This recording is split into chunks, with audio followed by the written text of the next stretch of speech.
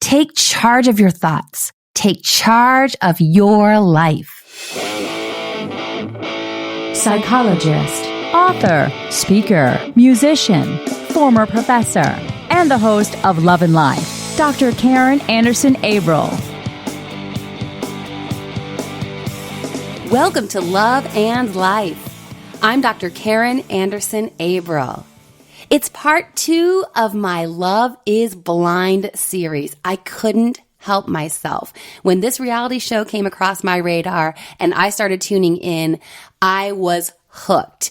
And I talked about it in last week's episode in part 1. So if you haven't listened to that one, it's a short little kind of foundational episode, just setting the stage for all the dynamics and issues we're going to talk about in upcoming Love is Blind episodes.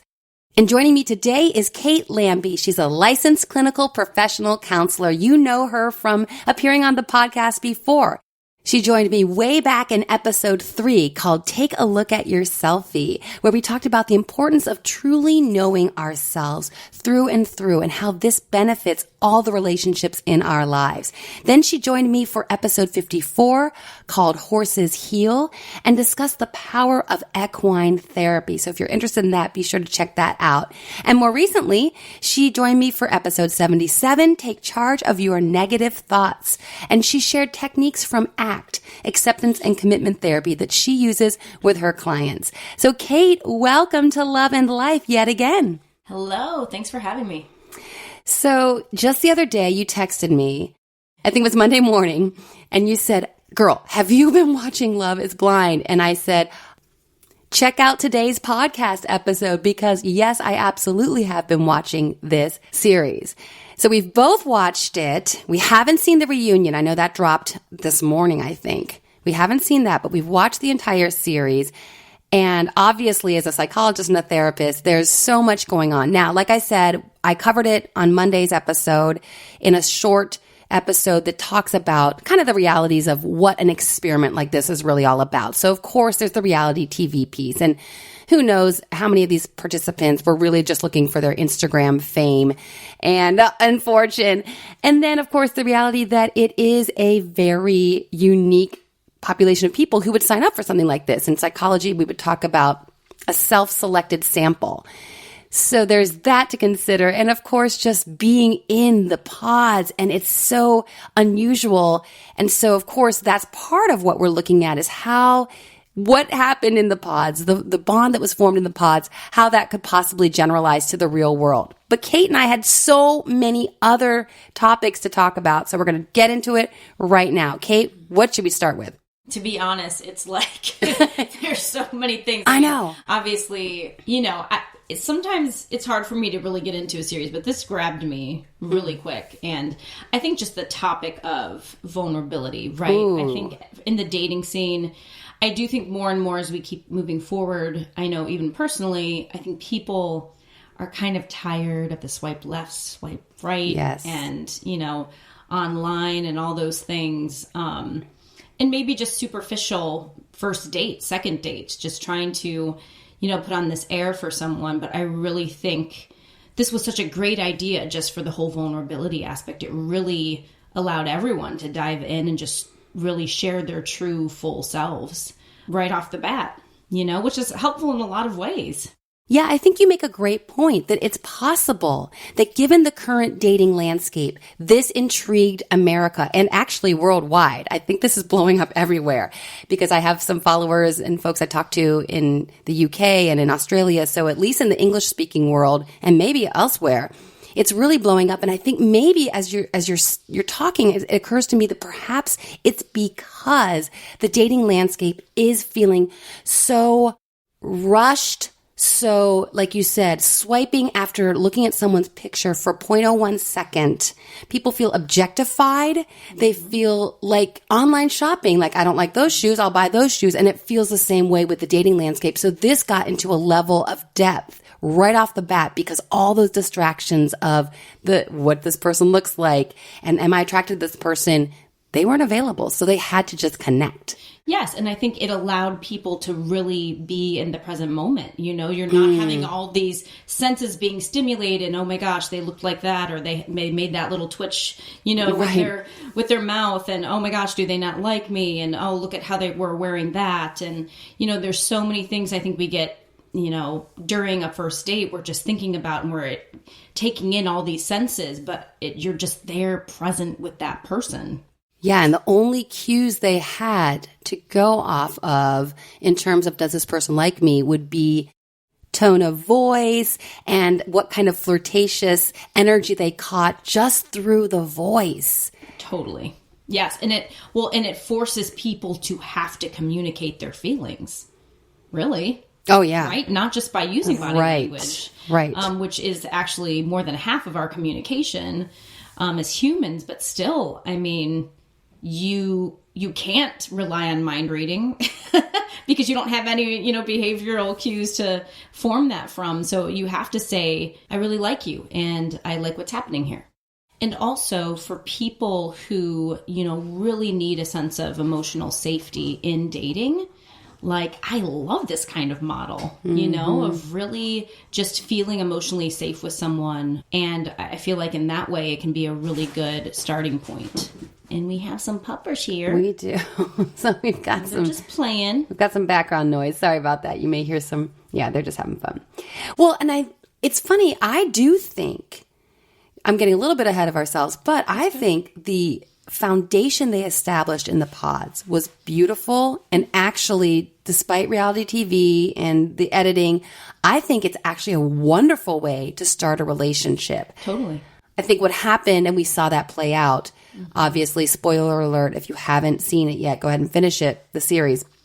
But I think what we saw play out was after they committed, it became too rushed. Oh, totally. And I know that they were like, hey, we can't be dragging this show on for a year and a half, right? So there's part of maybe just the realities of production that they didn't want to carry this on for so long. But honestly, I think if some of the couples had enough time to just be dating, right? Because what they did, and this happens, and I talk about this a lot, when people start dating, they're in information gathering mode. And when they're dating other people, they have the freedom to continue to take in what they're learning about their person they're dating and just continue to see if it's a fit. Once they get into we're in a relationship mode, then they stop seeing clearly what is presented in front of them, and they start going, this has to work. This has to, because and relationships are hard, so we need to make this work. So they it completely changes their approach to the relationship. Yes, and also I think it puts pressure on the right, kind of like what you're saying, like, I have to make this work, but then also, oh, something's wrong with me. Yes. If this isn't working. Which we saw. And which we sometimes all experience, right? Like, this looks great on paper. And if we want to get specific, you know, we can. Yep. You know, Kelly and Kenny right off the bat, I'm like, oh, they're so cute. Yes. I think this is going to work. And as it moved on, she was saying, you know, he emotionally, like it's there, but he feels more like a best friend. And, you know, I'm wondering too, and I can't remember right now if she brought that up about, you know, putting pressure on herself really, but, you know, there is that piece of... Or you projected onto her what you would be feeling, well, which of course we all do. I'm kidding, but Well, yeah, exactly. No, because we talked about that, how you and I have both been in those relationships where you put pressure on yourself. You go, this guy is a stand-up guy. Right, and my gosh, his family and her family, they loved each other. So she's probably asking herself, what's wrong with me that I can't feel those feelings I know I want to feel and need to feel to have this be my spouse, my husband. And then, which goes into, then you start questioning. Are, you know, the intensity of those feelings, you start comparing it to other relationships. So the last relationship I had, I was so infatuated. I had all these things. But maybe that's not real love. Right. So maybe I questioned that a little bit. Well, and that was unhealthy. And this is maybe healthy. So I need to then just go along with what's healthy and not have these intense feelings. Right. Oh my gosh. Haven't we all just been there? Haven't we all just been there? And my listeners know I was there up until 2 months before a wedding was to occur. So, oh my gosh, when they got to the point where these weddings were imminent, oh my, I was having flashbacks to being that bride who just, like we said a few minutes ago, It is all perfect on paper. What is my problem? Right. And like Kelly said, I mean, I was laughing because she said she usually goes for brunettes, right? So she was just trying to figure out what is going on. Is it just his hair color? Because and then she mentioned, I think she said something to the effect that she sometimes goes for maybe more of a bad boy. And did she say that, or am I making that up? I don't think she said specifically those words, but he typically wasn't her type. Yeah. And then, we doubt ourselves. And that's one of the things that I talk about, obviously, in my book. Single is the new black. Don't wear white till it's right. Because when we are dating and we have a perfectly wonderful, and Kenny was like almost perfect. Wow, what a nice guy. Man, when he handled that, when she left him at the altar, and then her mom goes, I love this guy, right? And mom's like, dang it. And that's the thing too, is then you have pressures from friends, from the and family. Yep. And then again, you go back on yourself. There's something wrong wrong with me. There's some reason I can't get this together. Right. And you doubt yourself so hardcore, which is why I talk about in the book that there is nothing wrong with you for remaining single. And there's so much right with you for being strong enough to stay strong in the knowledge of you will know who is the right fit for you. But you still, there's head games you play with yourself. Right. No, totally. Absolutely. And I think we also saw that with Mark and Jessica. Now, that's a whole other maybe episode talking about that. Let's do it. Let's do it. It's related. It's related. It is related, but, the overarching thing with Jessica was, I think, her trying to see if this could work. And they did try, and I have to give that to them. They did try that. And she did keep trying, and he kept trying, but it came to this point where it was like, it seemed like he was just trying to convince her. Yes. And then it just comes so clear, like, why are we trying to make this fit? As you were saying kind of earlier on, why are we trying to push this so much? And then it makes me question Mark a little bit, like, is he in love with love? Is he even really seeing her for who she is? Or is he just like, again, a passionate guy, which is great and has a lot to offer? Yeah.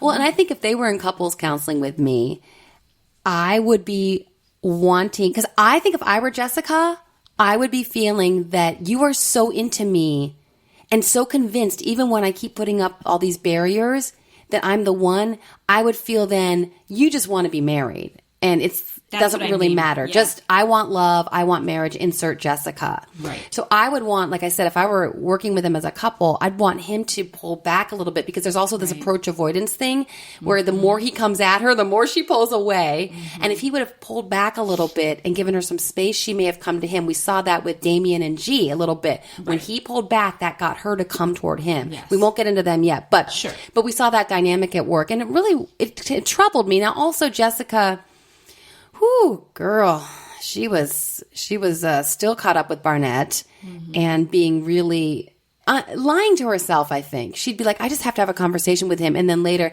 I wasn't still into him. Yes, girl, please. Completely changed her story.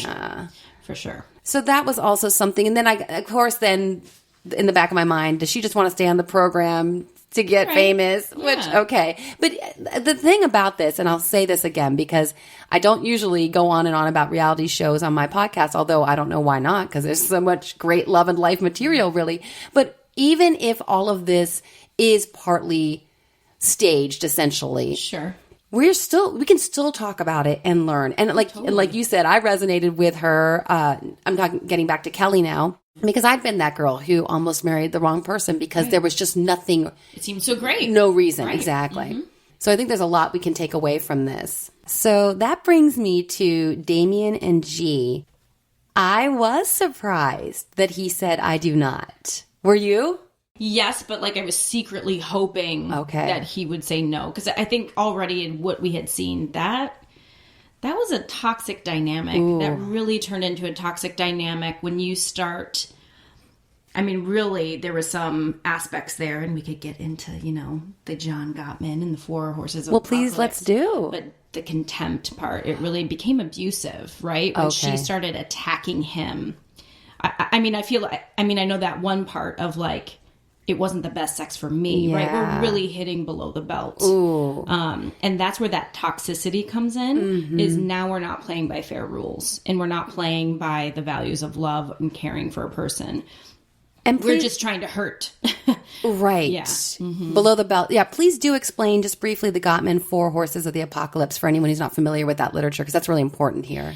Yeah. So John Gottman has studied marriages and relationships for years. I almost want to say 30-something years. Yes. And basically came up with these 4 ways of communicating that, if done often and frequently, can actually predict divorce in a couple. Right.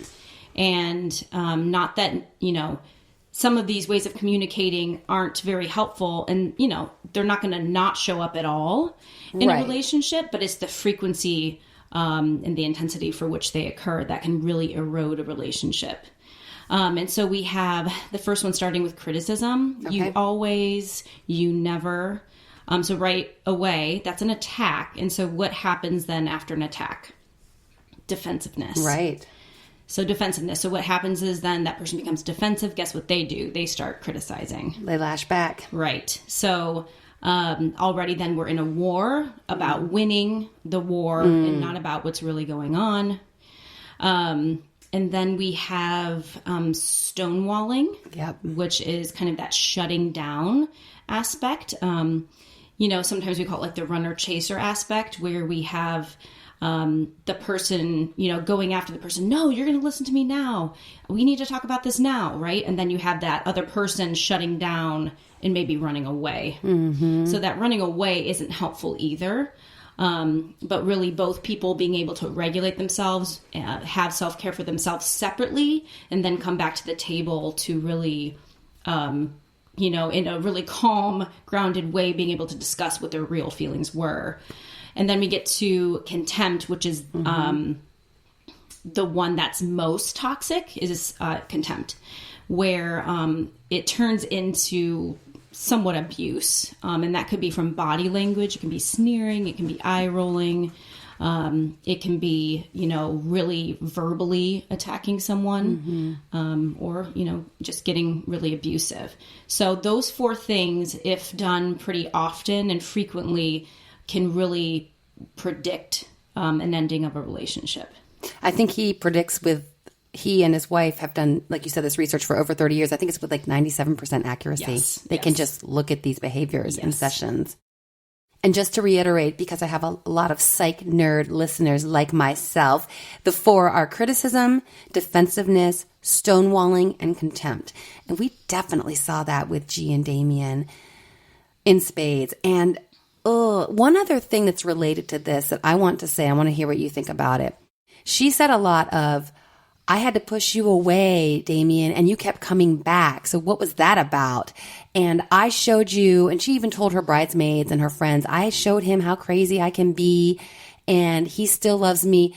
It seemed to me that she was, I'm going to be a crazy fool sometimes, and you just got to deal with it. Whereas I would have loved to see her heart be like, yeah, in other relationships, I've been a bit erratic or overdramatic, but I love you so much. I want to try to be a little more rational and measured in this relationship, which some might hear me saying, well, she's trying to, I'm asking her to change who she is to be with him. But I'm just saying, when we love someone, we try not to be so volatile that it's constant drama. Right. And I think, what do you think? That's why I think this relationship was so toxic, is even what she shared on the actual episodes was that, my family were screamers. Right. Which means really, highly emotional and reactive, probably. Reactive is a good word. Yes. And so you're not going to have the person be like, let me take a break. Let's take a break. Let's take a time out and let's come back and really share our softer emotions. And that's what we want to get to. Yes. But instead we got defensive. Really. That was all defensiveness, and then criticism and attacks, and then going into contempt of really going below the belt. Which that just made me so uncomfortable. Oh my gosh. But do you know what? In that, I was really surprised he handled that pretty well. He did. He stayed calm. I feel like he was not reactive. He was trying to process. Yes. And, I loved that part in one of the episodes where they were sitting down having dinner, and he really stood up for himself, and he said, you will lose me if this continues.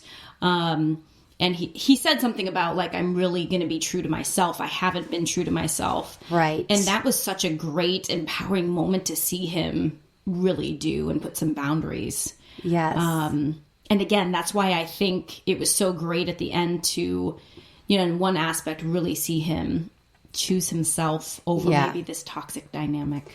And you could see on his face at the altar, it was very painful for him. But I love in the restaurant when he stood up for himself. And I think that excited her. She liked seeing him stand up and be a man. Oh, totally. And I've been in this dynamic, not in a relationship. So this is funny. I used to have this manager when I was waiting tables in grad school. And he was the kind of manager that didn't trust you. And I was... I'd waited tables before, but he would ride me, like follow me around. Did you get the soup out to table 7? What about the salads and the dessert over here? And it would drive me crazy. He didn't trust me, and it was frustrating me. And finally, one day, because I was so slammed, I had so many tables, I just turned around and I just screamed at him, which is totally not my character, but I screamed at the owner of the restaurant. I was like, "Get off my back!" And you know what? He never gave me a problem again. He needed to see me stand up for myself. Like with me being too kind, he took it for weakness. Interesting. And when I finally screamed at him, he was like, okay, she's got this. Now, I don't want to have that dynamic personally in my romantic relationship, but I think that's a little bit of what happened there. When he finally stood up for himself, she was like, oh, okay. Well, and that was one of the things that she brought up. She's like, why don't you just take me? Remember? Right. In that one episode, right before she said those things, why don't you just seduce me? Why don't you come for me? Right. But, I mean, if we really look at it, she really set that dynamic of, like, the dominating part. Right. I mean, beginning in the moment when, you know, he proposed and she was like, no, you get down. Ooh, yeah. Like, right there, you're trying to set the standard of who's wearing the pants in this relationship. She did indeed. So... And I do want to circle back. It's funny you brought up the Gottmans because I brought them up this week on Instagram in one of my posts. And two of the things, there were 3 parts of some of their research has found that couples who are happy treat each other these ways. And the 2 that really relate to G and Damien would be, one, that when you fight, when you're in conflict, be gentle with each other. And like you were saying, he was able to be gentle and not fly off the handle and not say things below the belt. And she was not. And then the third thing of the 2 of the 3 that really relate to G and Damien was that once you've had a fight, look for ways to repair. Don't keep score. Don't retreat. Look for ways to now put a balm or a salve on that wound. And so I love that you brought that up because it really relates to what we're talking about here. And again, I want to reiterate because I think sometimes women get this, you know, women have felt that they've been asked to be someone they're not in order to get a guy, right? And this is something we've all experienced to some degree. Yep. You're not skinny enough. You're not pretty enough. Wear more makeup. And we hear these messages everywhere. So I think some women go, I'm going to be me and he's going to have to take it. And I think that's what G was doing a bit. Right. But I would ask all of us still, let's be ourselves 100%, but also be the kind, loving, gentle, nurturing, tender parts of ourselves with the person that we are trying to forge our most intimate relationship with. Sure. And I think that's the point, right? Is relationships, especially romantic relationships, you know, are intimate and vulnerable. Yeah. And that does take a lot of, what do you say? Just like a lot of strength. Discipline, don't you think? Discipline, strength, and really, you know, being selfless to be able to notice, okay, I need to listen to this person and hear what they're saying and have this empathy. And that's hard, especially if you're really stuck on a certain point or a certain direction in your life or something that you feel like you need personally, right? Trying to navigate that in that relationship while also holding their values and their needs, you know, equally. Right. And that's part of partnership. It is, but it's tough, but it's also, as I love what you've always shared, it shouldn't be that hard either, right? When you both come from a place of love and empathy for each one, and that they're not the enemy. You're on the same team. Love that. Yeah, love that. Yeah, and that reminds me of the first point that, again, I shared on Instagram, and I didn't necessarily think I'd talk about on the podcast, but it's so relevant. The first point that the Gottmans make is treat your spouse as your best friend and really treat them that way. I mean, not just like, oh yeah, we're best friends. No, but really treat them, which your friends, and again, some people have more volatile relationships, but that doesn't usually play out to happiness. People usually feel more happiness when they, like you said, have that discipline and that strength to say, I love you. So in this moment, I have this this desire and I want this and I want to lash out because it would feel good in this moment. But let's not do that, because the bigger picture is we're on the same team. You are my best friend and I want to treat you as such. Right. Also, G and Damien, I wish we'd had a chance to talk to you. Wouldn't it be fun? Okay, producers of Love is Blind, you've got a therapist and a psychologist ready to to join you next season. Yeah. And I'm really curious about just the reunion. I know. Yeah. I know. We'll have to watch that later. Yeah. And how about Barnett and Amber? I know you were surprised that they got married. I was. And again, you mentioned this because you're like, maybe it's the editors or, but for some reason, every time they had alone time and they focused on their conversations, he just seemed emotionally not there. Yeah. That's what I got from it. And he seemed to just like, yes. Yeah. I agree.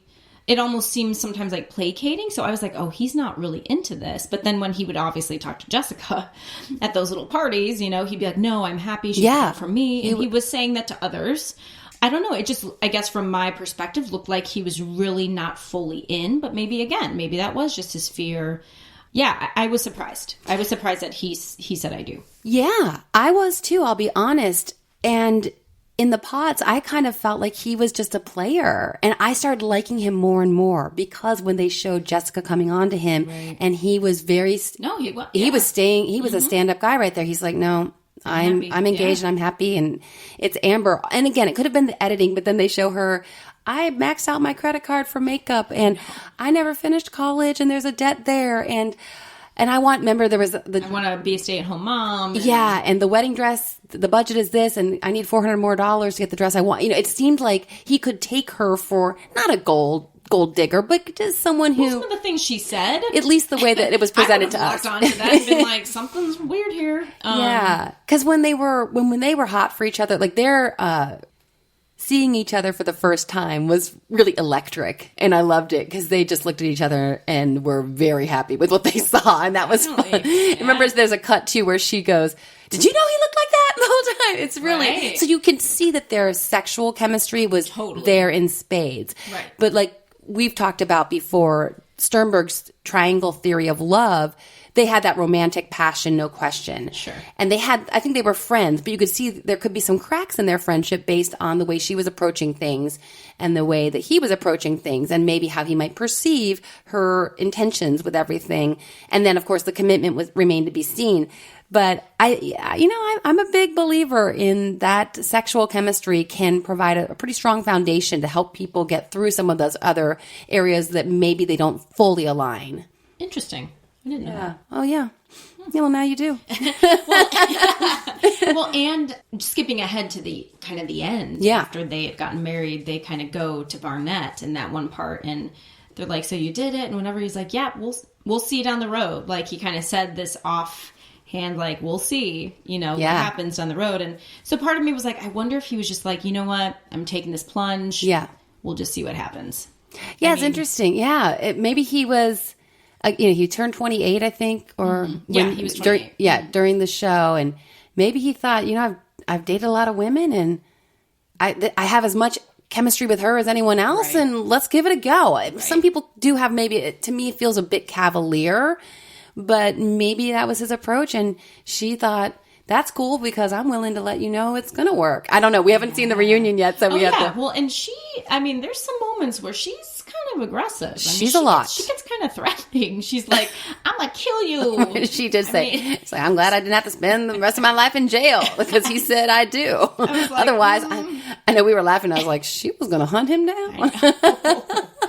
So, so that's another couple that I'm really curious about seeing in the reunion and seeing kind of where they are now. Yeah. I am curious, too, how far forward do you think the reunion is from where? I think the reunion is probably more recent. And from what I could tell by just the season, it looked like it was autumn last year because I saw some pumpkins and things when they were at each other's houses. I think they were at Barnett's house, and outside on the patio, it seemed to be some pumpkins and gourds and things. So that's my guess, but I would have to look it up to see exactly the time frame. So they may be 6 months out. Yeah. Really, that could be all it is because we're in March now, yeah. And then let's talk about Lauren. Oh, I and Cameron. Oh, we harmonized. Sigh. We did harmonize. Like we normally do. I mean, what do you think? Oh, I mean, it was well played by the producers to lead with them because, gosh, they got me the first episode. I was, And as you said, he has such kind eyes. He has such kind eyes. And he is so brilliant, obviously, clearly. Oh, totally. And yet the kindness makes him so attractive, whereas I think the stereotype of a scientist is maybe they're a little nerdier, but he had that warmth, which made him you just were drawn to him. Emotionally connect, for sure. Yeah, which I thought was so beautiful. Yeah, I kind of didn't worry the whole time about them. I thought maybe they wouldn't get married then, but maybe they would just date longer. Yeah, Because I just felt throughout the whole Right. thing, they seemed like a really great match. They did. They seemed, and I think the biggest hurdles were on her end, and they definitely showed you that through the editing that she hadn't dated a white guy before. She wasn't sure what that would mean for her identity as a woman who's very proud of her African American heritage and her African American community and culture. And what would that look like to date outside her race? And then her dad, of course, they played that up to be a big deal, which it was when they first met. But then at the wedding, he's crying. And it seemed like he trusted his daughter with Cameron. Definitely. Which made you feel just all the feels. Definitely. Yeah. So I'm excited to see where they are now. Although I did see on Twitter, because I was tweeting out some stuff about the last podcast about this, and it looked like they were receiving questions from people who wanted to know some more about their story. So from Twitter, at least, it appeared that they were still together. Okay. Yeah, and they looked as cute as ever. Interesting. Okay, so we'll see. We will see. So, Kate, any parting thoughts about the series or any of the couples or... I just thought this was such an intriguing social experiment. And is love blind? I just think it was really great and really just showing the different dynamics, how just really it's an individual thing, and... Well, you mentioned something that I thought was kind of cute. You thought, wouldn't it be cool if they did pop-up Love is Blind pods in different cities, almost like speed dating pop-up events, right? Totally. And by the way, producers of Love is Blind, if you want to do that, I'm in the Shy. Right. I got you, Chicago. I'd love to host it in case Nick and Vanessa Lachey are not available. I would love to host something like this because I do believe in the foundation that is set. Like we spoke to earlier in the episode, I do believe in the foundation that's set. I think the part that broke down for some of them was that they had to rush from dating and gathering information into, we're engaged, we must make this work. Right. And again, we understand the realities and logistics of following couples for a year and a half or 2 years, which would be a more appropriate amount of time for them to get to know each other. But I love the foundation that was set in those pods. Mm-hmm. So let's do it in major cities. Wouldn't that be cool? I'll be a participant. I think people would really dig it. I think it'd be really cool. And that's the thing. You wouldn't have that pressure of... Right. It would just having to be engaged after. It's just like, that's the way of engaging, and maybe you could do it like several times, have several dates that way. Yeah. I think that'd be cool. Yeah. Sign me up, Dr. Karen. Okay. We'll see what we can do here. Okay. Well, Kate, thanks for joining me for this recap and response to Love is Blind. Love and Life is produced by Tim May and host and executive producer, Dr. Karen Anderson-Abril.